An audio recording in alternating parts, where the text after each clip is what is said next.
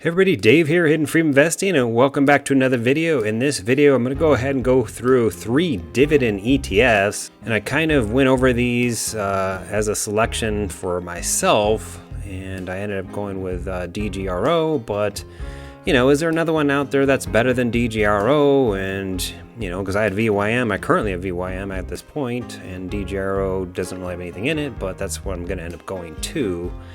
There's also DRGW and SPHD, but I'm not going to go over those two today because they are monthly payers and they don't really fit into this bucket. So we're going to look at SCHD, DGRO, and we're going to look at VYM, which are probably the 3 most common ones. So let's go ahead and get started.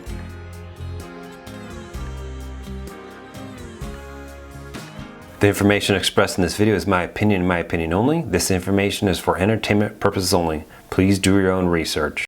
So here's my dividend portfolio right now, and what I'm going to show you is my actual positions, and just to show you that I have VYM in there. And every single day or every other day or so, there's some long-term capital gains in there. So I just keep taking the long-term capital gains out. So right now we're still down to, I guess, about $40,732 left in there. So as the shares hit long-term capital gains, they'll keep draining that out, and that's going into QLD right now.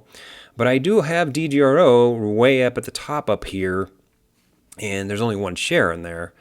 But I have some time because it's going to be a while before I build that position out. And, if there's something else better than DGRO, then maybe I'll look at it. So let's pop up a couple of compare tools here. So here's TD Ameritrade here, and I have VYM, SCHD, and DGRO in there.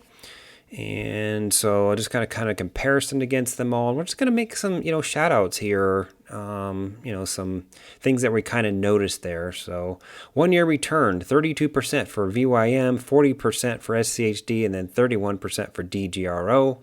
That is obviously SCHD is blowing everything away there, but I'm going to make some point outs later that kind of tells you why it's doing that, and doesn't mean that DGRO is worse than SCHD. It doesn't mean that it's SCHD is worse than VYM or anything like that. Here's expense ratios there: 0.06, 0.06, and 0.08. So pretty much the same. Then the market cap, 97 billion, 83 billion, and 134 billion. Obviously, the clear, winner there, given on the size of the ETF, is DGRO. And let me just pop up the Schwab tool here because there's a little bit something in here that's not on the TD Ameritrade site. But on this site, we see the yield. So right now, they're still in the same order. So we have VYM on the left here, we have SCHD in the middle, and we have DGRO there on the right. And we can see the yield at this point on VYM is 2.72, 2.82 on SCHD, and then 2.0 on DGRO. 403 positions in VYM. We got 104 positions there in SCHD, and we got 393 positions there in DGRO. Going back to the TD Ameritrade page, we'll click on portfolio because this shows the actual portfolio better. I'm going to make this a little bigger here. So let's go up to 170 and we'll scroll down here. So, all right. Before I get down to the positions, look at this here. Portfolio turnover, VYM there, 11%, SCHD, 43%, and then we have DGRO there, 31%. I don't know if that's an average across the point of time, because the last time I looked at SCHD, it had like 70% turnover, and that kind of makes sense given that type of ETF. I don't believe it's a managed ETF, given the expense ratio and also all the documents I could find, but they tend to roll things out, and we'll talk about that here in a second. So, all right, scrolling on down here, look at this sector breakout right here. So this is VYM on the left-hand side here. Like, not a lot of technology in there at all. Let's see here. We got energy is pretty high at this point. Yeah, let's see. Well, 6.6, a little bit higher than what it should be. Industrial seems okay. Communication seems okay. Utilities is a little bit high. Healthcare seems to be right on point. We got consumer, probably staples, or this is commuter defensive, but I think it's staples, is actually pretty good. Real estate, 0. And we got financial services there, which is pretty high.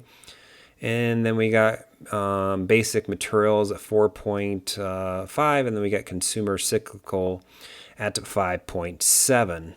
Compare that over to the right here. We got technology at 16%. So SCHD has a lot more technology in it. And we got industrials, which is pretty high compared to what VYM is. Energy is pretty low. And then we have, let's see, healthcare seems to be right in line. I'm comparing that basically against the S&P 500. Let me see. Consumer defensive, 14%, which is right on target. Financial services is pretty high. Look at the left-hand side here. We got financial services is pretty high over there on the VYM side as well. And then we have consumer cyclical at 8, and then basic materials at 2. And then all the way to the right here, we got DGRO. We got technologies at 19%, which is the highest of the 3. Industrials at 12. We got, see, energy is really low. It's almost non-existent there. Let me see. Communication services, 4.4. Utilities at 7.4, which is pretty high. You see healthcare 17, which is actually pretty high. Consumer defensive 10%. We got financial services at 19%, consumer cyclical at 7, and then we got basic materials at 2.8. And scrolling down here, we can see the top 10 holdings. This is VYM on the left-hand side here. Notice you don't see, Apple or Microsoft there. Last time I checked, did not have Apple or Microsoft in there at all. It's actually kind of funny they have the Home Depot in there now because they didn't have it at the back. They didn't have it back when I actually added it. So yeah, there's Microsoft and Apple missing out of there. Of course, I haven't looked at it in a while, but they're not showing there in top 10. So we go over here to SCHD. We got the top 10 there. No Apple and no Microsoft there either, which is kind of interesting. So Texas Instruments, and normally what I would say is I judge the ETF by Comcast being in the top 10, but that wasn't in there in the top 10 when I first added it, but there it is. All right, and then scrolling over to the right here, this is DGRO. We got Microsoft, Apple, and that's what you would expect in my opinion. That should be up there, even though it's 19% here. Technology is very low here on VYM, and I'd say technology is still low in SCHD, which is kind of odd because you don't even see Apple or Microsoft up there. But there are obviously, Texas Instruments in there, AVGO is in there, Cisco's in there, and there's probably got IBM in there as well, and probably some other stuff. So, and then you see, some high quality dividend stocks in there, which is pretty good. And now, granted, DGRO has the lowest yield out of all of them, which makes the most sense because it's got 400 stocks in there. It's got Apple and Microsoft, which pretty much are non-existent dividends, in my opinion. SCHD is more, 100 and something stocks in there. So it's a very, calculated / it's almost like that particular fund actually moves stuff in and out and sector rotates. Like, for example, they had a lot of financials. Now the financials actually come down. 22% is still not even that bad, but it was a lot higher than that. And obviously, financials during the crisis that we had just recently, I'm talking about 2008. We should look at the inception date here in a second. But in 2008, this last 2020 recession we had, they moved into financials after, they kind of gave the green light on the banks that they're okay to buy back and, start paying out dividends and all that stuff.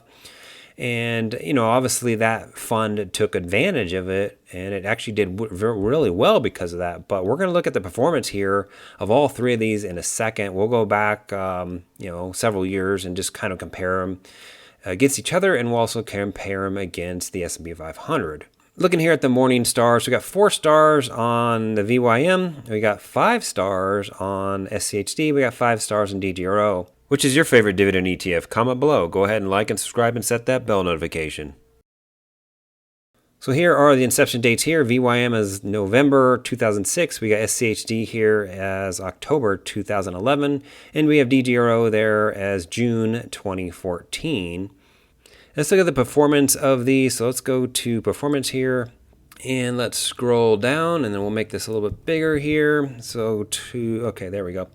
All right, so we have 5 years set right now. Let's just go to year to date. So year to date right now, it looks like we have VYM, which is pretty much right in line with DGRO. We have SCHD, which looks like it's pretty much following the S&P 500.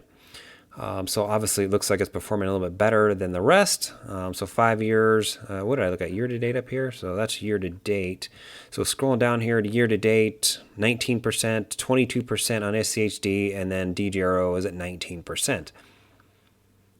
Let's look at the 5-year here. So here's the 5-year right here. So we have VYM here still lagging, and it kind of makes sense, right? I mean, it kind of stayed steady here, and then when we had that pullback here and all those, defensive stocks kind of, they didn't recover as much as the tech did. So, and tech being in the other two, Microsoft and Apple and all that stuff being in DGRO, and then SCHD is kind of playing the financial sector.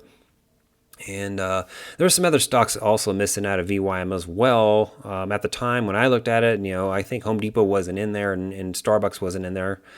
Looked like Home Depot was in there in the top 10 now. I'm not sure if Starbucks is in there or not. But so, reopening plays in the defensive sector, I'd say VYM is probably the most defensive out of all three of those.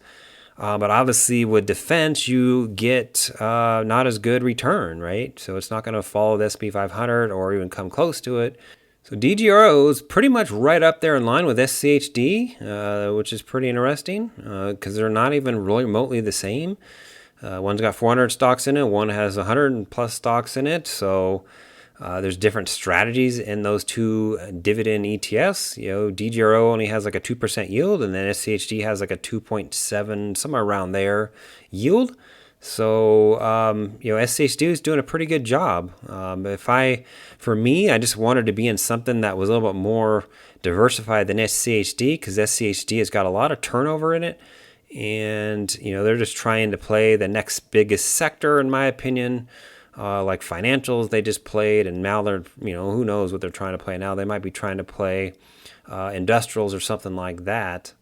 And then down here at the bottom, we have the since inception here, 8.59 on VYM. We got 15%, 15.5% on SCHD, and we have 13% there on DGRO. So,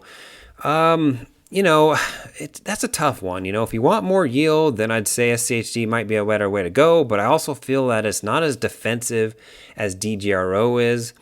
And I also don't feel that it's as, it's obviously not diversified as much as DGRO is. And I don't think that either one of these funds here, SCHD or DGRO, are as defensive as VYM. So VYM, it's the thing. When you look at these, it just depends on when you look at it.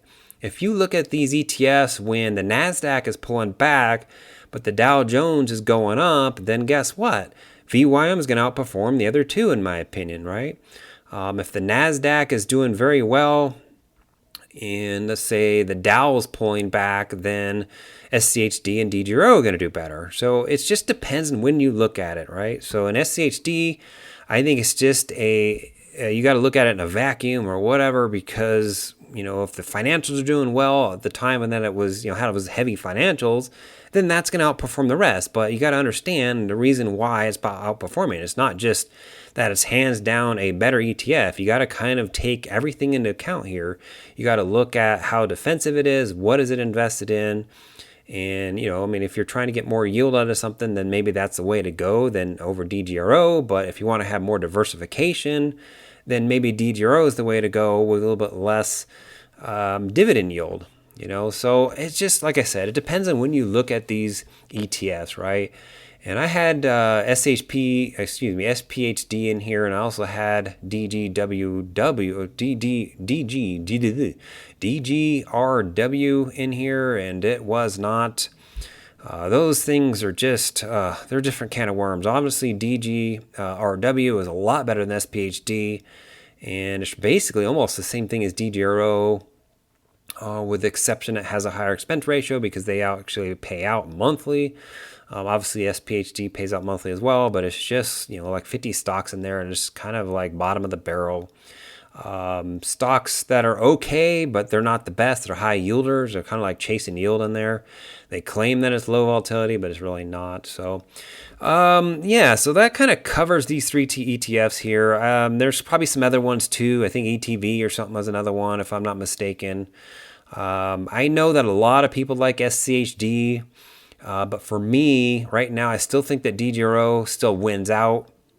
I think VYM is okay if you know what you're getting into with that particular ETF, like you know that there's some big tech stocks not in there. It might not perform as well, but it might be more defensive than the other stocks, the other ETFs here.